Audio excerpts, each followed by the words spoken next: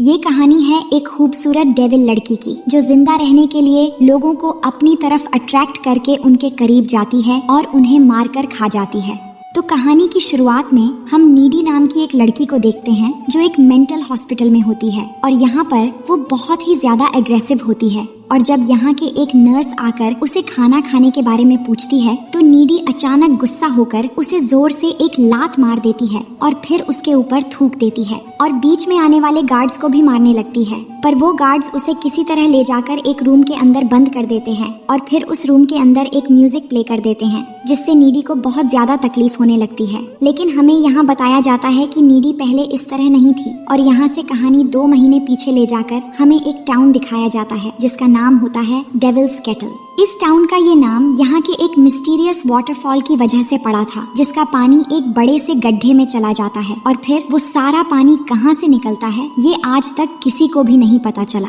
उसके बाद हमें नीडी की कॉलेज में जेनिफर नाम की एक खूबसूरत लड़की को दिखाया जाता है जो नीडी की बेस्ट फ्रेंड होती है। लेकिन जेनिफर एक तरफ बहुत ही खूबसूरत और चार्मिंग टाइप की लड़की होती है जबकि नीडी उससे बिल्कुल ही अलग और शाई टाइप की लड़की है। अब नीडी की एक बॉयफ्रेंड भी है जिसका नाम है रॉकी, लेकिन वो अपनी बॉयफ्रेंड से ज्यादा अपनी बेस्ट फ्रेंड जेनिफर को वैल्यू देती है और इतना टाइम वो अपनी बॉयफ्रेंड रॉकी के साथ भी नहीं बिताती जितना वो जेनिफर के साथ गुजारती है। और जेनिफर जब भी कहीं जाने के लिए कहती है तो वो तुरंत सब कुछ छोड़ के जाने के लिए मान जाती है। अब शाम को जेनिफर के साथ क्लब जाने का प्लान था तो नीडी फटाफट तैयार होकर जेनिफर के साथ जाने लगती है, मगर रॉकी को ये बात अच्छी नहीं लगती। फिर दोनों क्लब में जाकर कुछ लोगों से मिलते हैं और यहाँ पर जेनिफर की मुलाकात निकोला नाम के एक बैंड मेंबर से होती है। निकोला दरअसल काफी फेमस होता है तो इसलिए जेनिफर उससे बात करने लगती है और उसकी हैंडसम लुक देखकर वो उससे इम्प्रेस हो जाती है और फिर उसके लिए एक ड्रिंक भी लेने जाती है।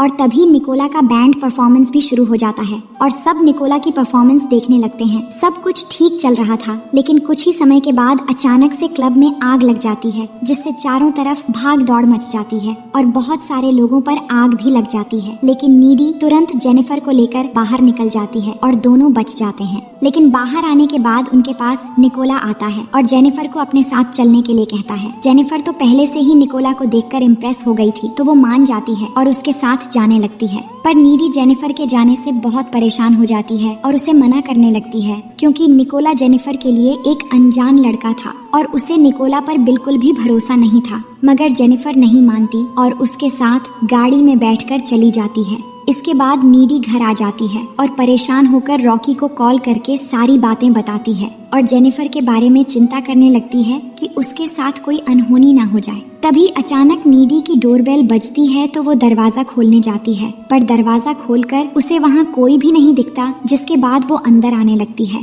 पर तभी उसे घर के अंदर से कुछ आवाजें सुनाई देती हैं तो वो घबराते हुए जब अंदर जाकर देखती है तो वहाँ नल से पानी गिर रहा था। लेकिन जैसे ही वो घूमती है तो जेनिफर को सामने देखकर डर जाती है क्योंकि जेनिफर के मुंह में खून लगा हुआ था। तो वो उससे पूछती है कि क्या हुआ, पर वो उसे देखकर ईविल जैसी स्माइल देने लगती है। जिसके बाद वो फ्रिज के अंदर से कच्चा मीट निकालकर खाने लगती है और जानवरों की तरह आवाज निकालने लगती है और फिर अजीब तरह से काले खून की उल्टी करने लगती है। ये सब देखकर नीडी बहुत ज्यादा डर जाती है और फोन करके रॉकी को बताने ही वाली होती है कि तभी जेनिफर उसको पकड़कर अजीब हरकतें करने लगती है और उसे देखकर ऐसा लग रहा था कि वो नीडी को मार डालेगी। लेकिन फिर वो नीडी को छोड़कर वहाँ से चली जाती है। जेनिफर को अचानक क्या हो गया और क्या कोई भयानक आत्मा उसके अंदर आ गई है ये हमें कहानी में आगे पता चलेगा। फिर अगली सुबह नीडी कॉलेज में बैठकर पिछली रात के बारे में सोच रही होती हैं। तभी वहाँ पर जेनिफर आती है जो पूरी तरह से नॉर्मल थी। ये देखकर नीडी शॉक हो जाती है और जेनिफर से बीती रात के बारे में पूछ पाती इससे पहले प्रोफेसर क्लास में आ जाते हैं और पिछली रात क्लब में जलकर मारे गए लोगों के बारे में बात करने लगते हैं। पर जेनिफर ये सब कुछ सुनते हुए हंसने लगती है और नीडी को ये बहुत अजीब लगता है। वहीं प्रोफेसर की बातें सुनकर जोनस नाम का एक लड़का जो फुटबॉल टीम का एक कैप्टन है वो रोने लगता है क्योंकि कल रात के आग में इसका एक दोस्त भी जलकर मर गया था। फिर क्लास के बाद नीडी रॉकी से मिलकर बीती रात के बारे में कहने लगती है कि रात को जेनिफर उसके घर में आकर अजीब तरह का हरकतें कर रही थी। वहीं हम देखते हैं कि स्कूल के फुटबॉल टीम का कैप्टन जोनस ग्राउंड में खड़ा होकर अपने दोस्त के मौत से बहुत ही ज्यादा दुखी था। तभी जेनिफर उसके पास आती है और उसके दोस्त के लिए सिंपैथी देने लगती हैं और उसको बातों बातों में बहला फुसलाकर जंगल में ले जाती हैं। फिर जंगल में जाने के बाद दोनों किस करने लगते हैं और यहाँ जंगल के बहुत सारे जानवर आकर उन्हें देखने लगते हैं, जिससे जोनस को थोड़ा अजीब लगने लगता है। पर ये सब इग्नोर करते हुए जेनिफर अपने कपड़े उतारकर उसे और करीब लाने की कोशिश करती है, लेकिन उसके बाद अचानक वो जोनस को धक्का दे देती है और देखते ही देखते वो ईविल के रूप में आकर जोनस पर हमला कर देती है। वहीं प्रोफेसर ग्राउंड में ही थे और वो जोनस की चीख सुनकर वहाँ पर जाते हैं और जाते ही वो देखते हैं कि जोनस को किसी ने बहुत ही बेरहमी से मार दिया है, जिसके बाद वो जल्दी से पुलिस को इन्फॉर्म करते हैं। पुलिस आकर इन्वेस्टिगेशन शुरू कर देती है। जोनस की मॉम भी वहाँ आ गई थी और अपने बेटे की ऐसी भयानक मौत देखकर वो रोने लगती है। वहीं पास के ही एक तालाब में जेनिफर को हम देखते हैं कि वो जोनस को मारकर बड़े ही आराम से वहाँ पर नहा रही थी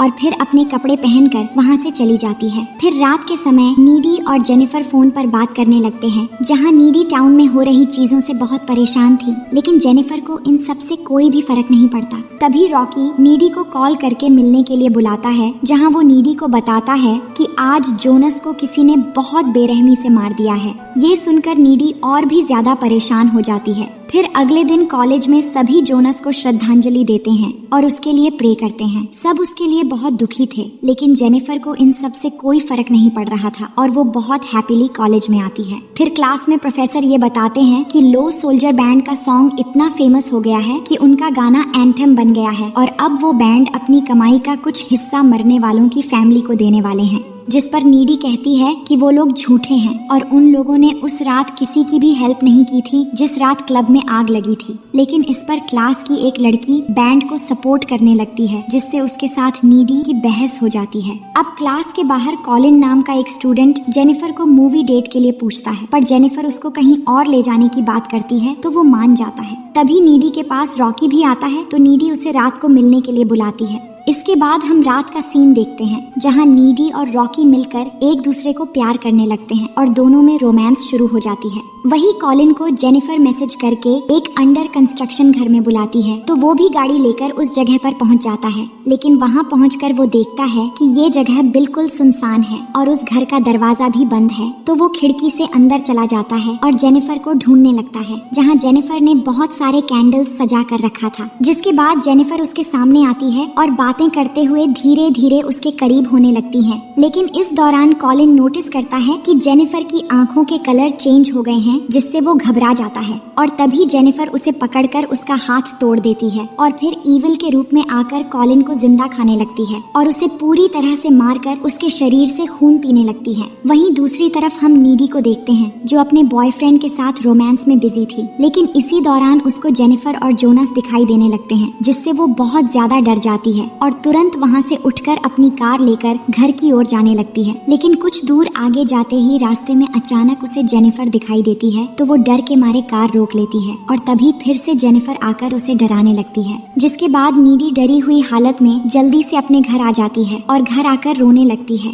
फिर किसी तरह खुद को शांत करके जैसे ही अपने रूम में सोने जाती है, तभी वो देखती है कि जेनिफर पहले से ही उसके बेड पर है, जिससे वो बहुत ज्यादा डर जाती है। पर जेनिफर उसे किसी तरह शांत करती है। जिसके बाद नीडी उससे पूछती है कि आखिर तुम ये सब क्या कर रही हो? तुम बार बार ऐसी भयानक हालत में मेरे सामने क्यों आती हो? आखिर ये सब क्या चल रहा है? जिसके बाद जेनिफर उस रात के बारे में नीडी को बताती है, जिस रात क्लब में आग लगी थी, और हमें दिखाया जाता है कि उस रात निकोला जेनिफर को अपने साथ ले जाने लगता है और सीधा जाकर उस डेविल्स केटल वाटरफॉल के पास गाड़ी रोकता है और फिर वो सब मिलकर जेनिफर को पकड़कर उस वाटरफॉल के बिल्कुल नजदीक ले जाते हैं और उसके हाथ पैर बांध देते हैं। जेनिफर बहुत ज्यादा डरने लगती है और चिल्ला चिल्ला कर बोल रही होती है कि तुम ये सब क्या कर रहे हो? तो निकोला उससे पूछता है कि क्या तुम वर्जिन हो? जिस पर वो डर के मारे झूठ बोलती है कि हाँ। जिसके बाद निकोला कहता है कि हमारे बैंड को दुनिया में सबसे ज्यादा सक्सेस कराने के लिए हमें शैतान को खुश करना होगा और इसके लिए हमें एक वर्जिन लड़की को बलि देकर एक पैरानॉर्मल काम को पूरा करना पड़ेगा, इसलिए हम तुम्हें यहाँ बलि देने के लिए लाए हैं। ये सुनकर जेनिफर चिल्लाने लगती है, लेकिन निकोला उसकी एक नहीं सुनता और जेनिफर जेनिफर के पेट में चाकू मार देता है और उसे मारने के बाद चाकू को उस वाटरफॉल के गड्ढे में फेंक देता है और जेनिफर को वहीं पर छोड़कर सब चले जाते हैं। अब जेनिफर नीडी को बोलती है कि पता नहीं क्या हुआ था, पर उनके मारने के बाद भी मुझे अचानक होश आ गई और उस रात मैं सीधा तुम्हारे पास आ गई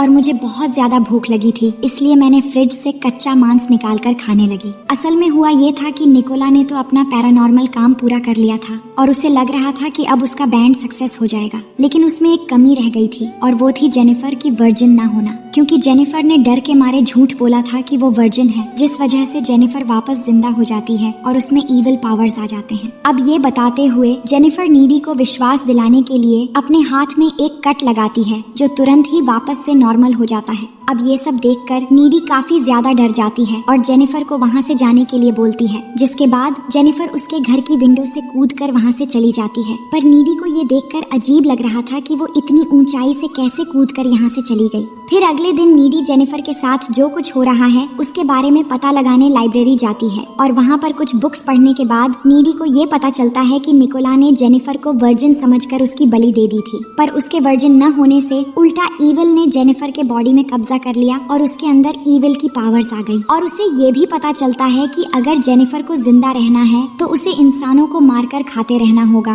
और जेनिफर को मारने का बस एक ही तरीका है, उसके दिल पर वार करना। लेकिन अब नीडी को ये डर लगने लगता है कि कहीं जेनिफर उसके बॉयफ्रेंड रॉकी को भी न मार डाले। अब उसी रात कॉलेज में एक डांस पार्टी होने वाली थी, तो सभी स्टूडेंट उस पार्टी में जाने के लिए तैयार हो रहे होते हैं और रॉकी सोच रहा था कि आज रात वो नीडी को फिर से मना लेगा। वही नीडी भी तैयार होकर सबसे पहले उस पार्टी में पहुंच जाती है और वहाँ पार्टी भी शुरू हो चुकी थी, लेकिन वो मन ही मन रॉकी का इंतजार कर रही थी कि रॉकी आकर शायद उसे फिर से मना लेगा। दूसरी तरफ रॉकी पैदल ही अपने घर से पार्टी में आ रहा होता है, लेकिन तभी रास्ते में उसे जेनिफर मिलती है जो नीडी के बारे में उससे बात करने लगती है और कहती है कि मुझे पता है नीडी ने तुमसे ब्रेकअप कर लिया है और जो भी हुआ ठीक ही हुआ, क्योंकि नीडी जैसी लड़की तुम्हारे जैसे समझदार लड़के को डिजर्व नहीं करती, वो एकदम बोरिंग टाइप की लड़की है। अब ये सब बातें सुनकर रॉकी सैड होने लगता है और तभी जेनिफर उसे रिझाने लगती है और बातों ही बातों में उसे अपने साथ रिलेशन में आने के लिए मनाती है और उसे किस करने लगती है, जिसके बाद उसे अपनी बातों से बहला फुसलाकर जंगल के बीच एक वीरान खंडर में ले जाती है।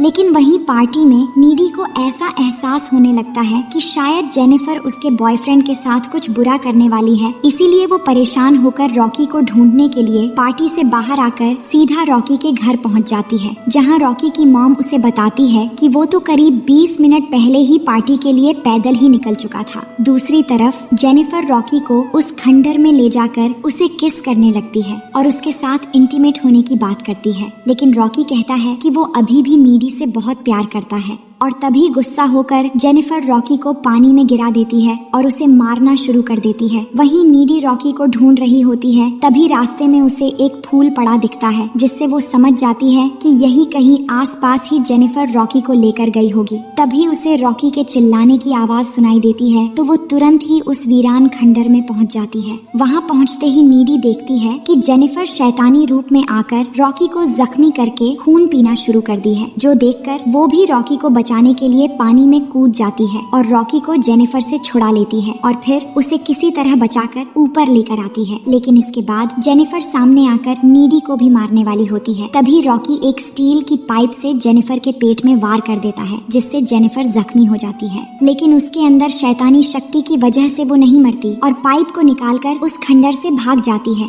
वहीं रॉकी को जेनिफर ने बहुत ज्यादा जख्मी कर दिया था और उसका बहुत सारा खून भी बह गया था, इसलिए वो नीडी से आखिरी बार बातें करते हुए अपना दम तोड़ देता है। इसके बाद अगले सीन में हम देखते हैं कि नीडी ये डिसाइड कर लेती है कि जेनिफर से वो अपने बॉयफ्रेंड का बदला लेकर रहेगी। वही जेनिफर को दिखाया जाता है जो बहुत ही आराम से अपने बेड में सोकर एक और लड़के को शिकार बनाने की सोच रही थी। तभी नीडी उसके घर की विंडो तोड़ के अंदर आकर उस पर हमला कर देती है, जिसके बाद दोनों के बीच एक जबरदस्त लड़ाई शुरू हो जाती है। लेकिन इस दौरान जेनिफर नीडी के कंधे पर काट लेती है, जिसके बाद नीडी एक कटर नाइफ से जेनिफर के दिल पर वार कर देती है, जिससे वहीं पर उसकी मौत हो जाती है। इसी बीच जेनिफर की मॉम वहाँ पर आ जाती है और नीडी को जेनिफर को मारते हुए देख लेती है, जिसके बाद जेनिफर के खून के इल्जाम में नीडी को एक मेंटल हॉस्पिटल में भेज दिया जाता है। अब यहाँ से कहानी वापस प्रेजेंट में आती है और हम देखते हैं कि लड़ाई के दौरान जब जेनिफर ने नीडी के कंधे पर काटा था, तभी से नीडी के अंदर भी वो सारी शैतानी शक्तियाँ धीरे धीरे आ गई थी,